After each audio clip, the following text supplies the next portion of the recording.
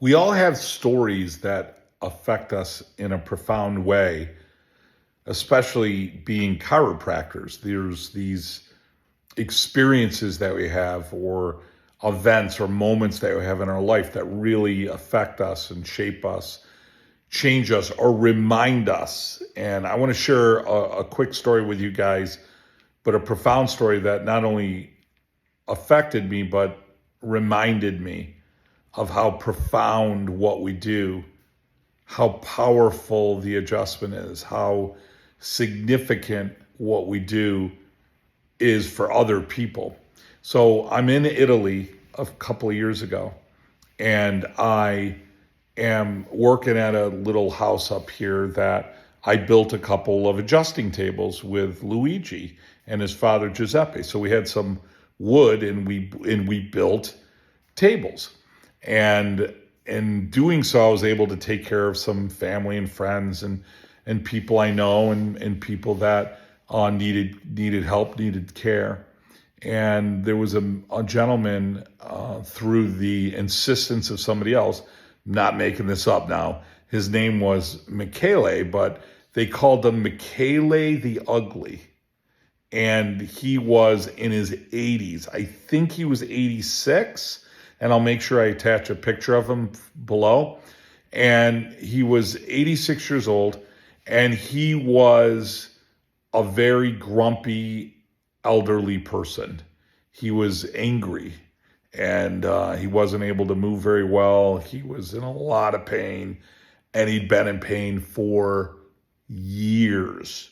Horrific back pain, digestive, prostate, sciatic, the whole nine yards. So in Italy, he's going to the orthopedic, he's going to the physiatrist, he's getting injections, which they love to do injections out here. He had an MRI, he's the senior, he's subluxated, he's stenotic, he's crooked, the nerves are all damaged, he's stenosis, he's not in good shape. So through the insistence of one of his friends, and I assume it was a cousin because everybody out here is our cousins, he ends up coming over to see me. So he brings me his x-rays, he brings me his MRI, and I said, well, there's no health in crooked, right? Things don't work better crooked. Let's put you under care. Let's remove as much damage and interference as we can, and let's let the body do what it does best, right? So I start adjusting him. And over the period of the weeks that I was here, every week he was better. And near let's say the end of when I was leaving, he started to smile. And his personality changed. And he was not fully, but almost a different person. You had a different experience when you were around him on multiple levels. And I had left to go back to the United States. So I came back it wasn't quite a year later, but I came back to Italy. We have a house out here. So I came back to Italy, and we were at the house, and it was only a few days here, and up drives a Suzuki SUV, one of those mini ones that have like no suspension, really rough riding. And it's kind of weird. It has like a purple stripe on it or something like that. This is Michele's car. And I didn't know it in the moment. I didn't know what was going on. We were still kind of unpacking and getting the house kind of opened up from not being here for a while. And so I see this white car pull up, and I see this gentleman get out, and older guy, moving pretty good, had a big smile on his face, and he had a cardboard box. And as he approached, I said, hello. He speaks dialect, so he speaks no formal Italian. My Italian's not that good anyways, so he doesn't even speak Italian. He speaks a totally different language. So he comes up, he's got a box. As he approaches, I recognize who it is, and it was so nice to see him. He was doing better. We put the box, he's a little guy, he's still alive. I saw him today. That's why I wanted to share the story with you, because he's got to be 92 now. And he still has the same car, by the way, not making that up. And we put the box on top of his car. And in the box, there's a big wheel of ricotta cheese. There's salami. There was some produce. And then there was a bottle of Darapre, which is kind of like a higher end champagne, if you will, from Puglia. And so it wasn't cheap. And this guy definitely doesn't have a lot of money. And he had 300 euros, 300 bucks stuck off to the side. And I was like, Michele, like, what, what's going on? Oh my God. He puts both of his hands on my face and he starts to cry. And he was showing gratitude that he felt so much better. So I start getting emotional, and I'm getting emotional just talking to you. And, but he wanted to tell me something and I couldn't understand it. So my caretaker, Luigi, lives very close. So I messaged Luigi. I said, Luigi, can you come to the house? Michele's here and I don't understand what he's saying. He speaks dialect. So he says, yeah. So sure enough, Luigi comes to the house. We sit down in the back of the house and Michele's tearing up. And Michele's wife had cancer and she was very ill.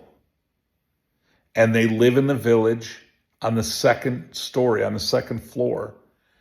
And he couldn't take care of her because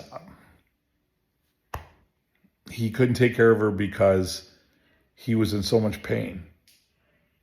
And the pain in his back and the pain in his leg and the pain in his feet and the digestion and the prostate and the bladder. And he was so disabled that he couldn't take care of her. So he was angry at the world. He was angry at himself. He was embarrassed and ashamed being a proud man that he didn't have the physicality to take care of a family member. And his wife, the love of his life, they've been married, who knows, 60 years, 70 years, whatever, right? Probably 70 years. And that's why he was so upset. That's why he was so, if you will, their words, ugly, because the people in the area just called him Michele ugly because he was so miserable and grumpy and grouchy, when in reality he was that way because he was in so much pain and he couldn't take care of his wife.